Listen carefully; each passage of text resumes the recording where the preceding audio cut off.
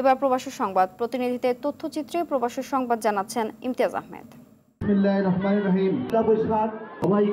মধ্যপ্রাচ্যের দেশ কাতারের বাংলাদেশ MHM স্কুল অ্যান্ড কলেজে উদযাপিত হয়েছে বাংলা নববর্ষ 1432। পরিচালক লেফটেন্যান্ট কমান্ডার মোহাম্মদ আনোয়ার খুরশিদ ও ভারপ্রাপ্ত অধ্যাপক ATM আসাদুজ্জামানকে সাথে নিয়ে অনুষ্ঠান উদ্বোধন করেন কাতারে নিযুক্ত বাংলাদেশের রাষ্ট্রদূত মোহাম্মদ নজরুল ইসলাম। নববর্ষকে স্বাগত জানাতে এক আনন্দ শোভাযাত্রা ও বৈশাখী মেলার আয়োজন করা হয়। নানা রকম পিঠাপুলি ও দেশীয় বিভিন্ন খাবারের সমারোহে ফুটে ওঠে বাঙালির ঐতিহ্য। আয়োজন করা হয় বৈশাখী মেলার। অনুষ্ঠানে আরো উপস্থিত ছিলেন বাংলাদেশ দূতাবাসের মিনিস্টার ও deputy chief of mission Waliur Rahman ও শ্রম কাউন্সিলর তন্ময় ইসলাম সহ বাংলাদেশ স্কুলের শিক্ষক শিক্ষিকা ও ছাত্রছাত্রীরা।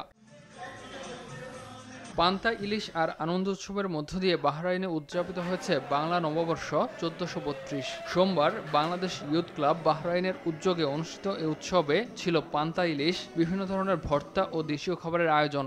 এতে উপস্থিত ছিলেন আক্তার হোসেন, নাসির উদ্দিন, কামরুল হাসান সুমন, কাউসার মাওলা পিনু, আতিকুল ইসলাম লিটন সহ অনেকে। এ সময় নেচে গিয়ে বাংলা নতুন বছরকে বরণ করে নেন প্রবাসী বাংলাদেশিরা। এ আয়োজন আগামী বছরগুলোতে আরো বড় পরিসরে আয়োজনের আশাবাদ ব্যক্ত করেন আয়োজক।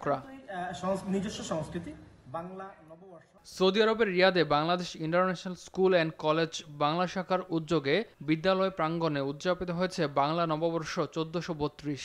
স্কুল অধ্যক্ষ রকিবুল আলমের সভাপতিত্বে অনুষ্ঠানে উপস্থিত ছিলেন উপাধ্যক্ষ দেলোয়ার হোসেন, সহযোগী অধ্যাপক মাহবুবুর রহমান, প্রভাষক সানজিদা বেগম, কাউসার মাহমুদ, জাহানারা হক, সুমাইয়া তাহা অথই, নাফিজা আক্তার সহ বিদ্যালয়ের শিক্ষার্থী ও অভিভাবকবৃন্দ।